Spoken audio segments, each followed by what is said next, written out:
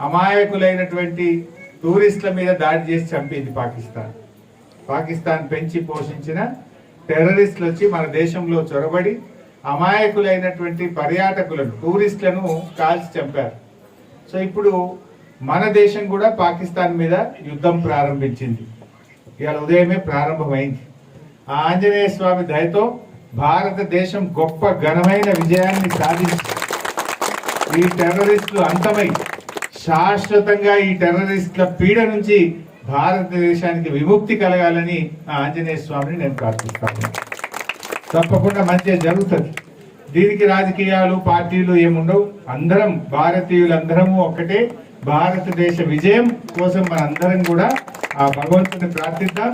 మన దేశం గొప్పగా ఉండాలి, గొప్ప విజయాన్ని సాధించి మన భారతీయులంతా తలెత్తుకునే విధంగా గొప్ప విజయం సాధించాలని ఆ సైనికులందరికీ, భారత సైనికులు ప్రాణాలు ఒడ్డి పోరాడుతున్న సైనికులకు ఆ భగవంతుడు ఆత్మస్థైర్యాన్ని, ధైర్యాన్ని, బలాన్ని ప్రసాదించాలని చెప్పి కూడా కోరుకుంటూ నమస్కారం.